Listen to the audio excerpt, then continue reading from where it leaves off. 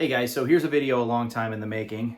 Sledge versus the Labyrinth by Nick Horvath. When his former lover Kira finds herself the target of a mysterious dark web assassin network, modern-day gladiator Einar Sledge Laukonen embarks on a blood-spattered mission to uncover who lurks at its heart. But as he bludgeons his way down to its lowest depths, one thing becomes terrifyingly clear. No one escapes the labyrinth. Just for starters, I did enjoy this book very much. Admittedly, I wasn't 100% sure that I was going to when I first started reading it. The reason being, okay, and this is actually, obviously at the end, it's a very complimentary thing about this book. It actually reads more like a screenplay, especially in the beginning, than it does like an actual book. It's very dialogue heavy, things move very quickly, and the descriptions are very tight and sort of like to the point. And it kind of harkened me back to back when I worked for Starbucks. There was this lady who came in, and she was a regular, and I found out that she was an author. And, so I asked her about it, and she got like really excited. She's like, oh, here, come on. And she brought me out to her car, and she gave me a free copy of her book. And I was like, oh, thank you. I'll read it as soon as I can.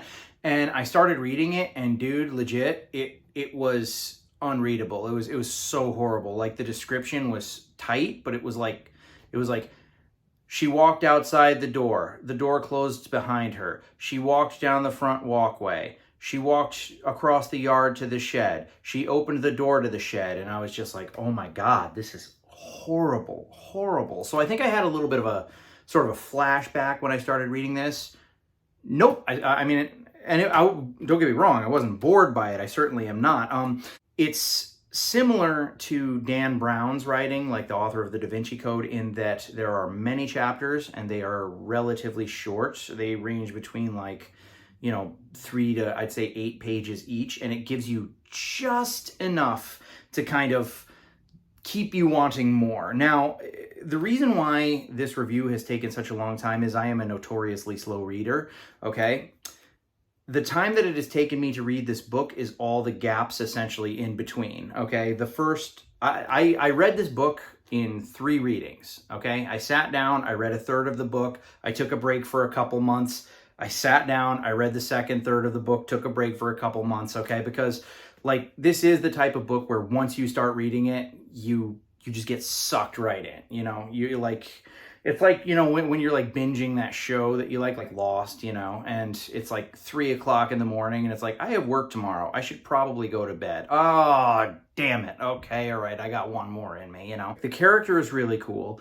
I know that Nick Horvath took a lot of inspiration from things such as Conan the Barbarian and like Sin City. And actually, funnily enough, Sin City, Sledge is he's basically Marv from Sin City. Maybe a little bit more vindictive, a little bit more metal. This book, by the way, does not shy away from any of the gritty details. The whole idea of the Labyrinth, of like how big of a network it is, that it's involved in politics and just everything. Everybody's got their fingers in the Labyrinth.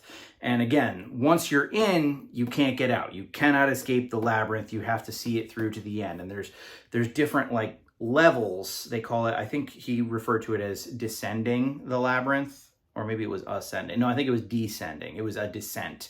And everything that you need to do to stay in the game becomes increasingly more fucked up. And that's great, and it's great to see the way, our, I guess, protagonist, sort of like a likable antagonist, kind of like weaves his way through this whole thing, knowing full well, like, the depth of the consequences to everything that's happening. But again, his, as stated in the back, his ex-lover Kira comes to him looking for help.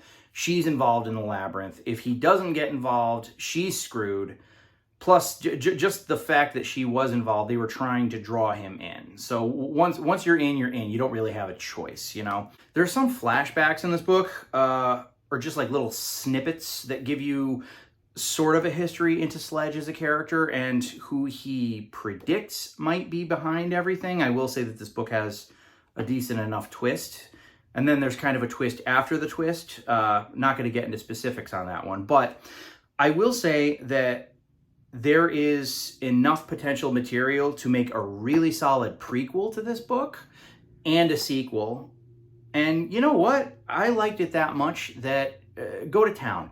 Make like 7 or 8 sequels, all right? I want to see Sledge on Epstein Island. I want to see Sledge fight freaking Freddy and Jason and Godzilla. It's such a brutal, grindhouse, pulpy character, a very three-dimensional character in that he's not necessarily, again, a good guy.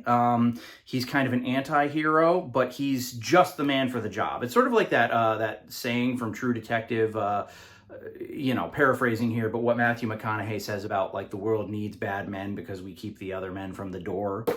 Sledge. So yeah, I love me a three-dimensional character. I love a book that plows forward like this, that's metal as fuck. I highly recommend it to anybody, to be honest. And I do really definitely hope that Nick Horvath has some things, you know, I mean, really anything. I'd read another book by him, even if it had nothing to do with Sledge, but I would love to see a continuation. Craziest thing, because when I looked up Nick Horvath, the first thing I saw was like a basketball player, and I was sort of like, oh, I got the wrong guy and stuff like that. No, he was actually a professional basketball player at one point. He's from Minnesota, and I believe he currently resides in New Zealand. He basically is Sledge, probably nicer, probably less murderous, but he's also like friggin', I think like 6'10" or some shit. So he's goddamn giant of a man who could crush my head like a grape, and that makes this story even more awesome. If you want something that has a lot of twists and turns, you want something that moves, that you can like sit down and just read beginning to end, something that you can't put down, all right, especially if you like Sin City or Conan the Barbarian, or, you know, those violent pulpy things with like a huge dude taking somebody's head off with a freaking, you know, axe or something like that. This is for you. I really can't recommend it enough.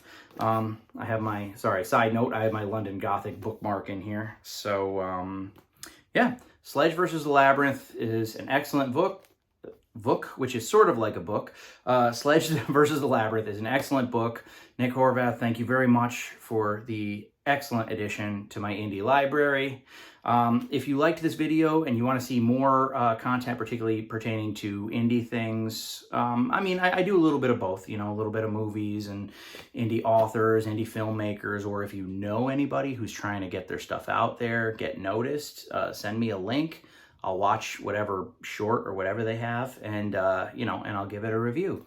So if you like this, and this is the type of content you want to see, feel free to subscribe. And that's all she wrote.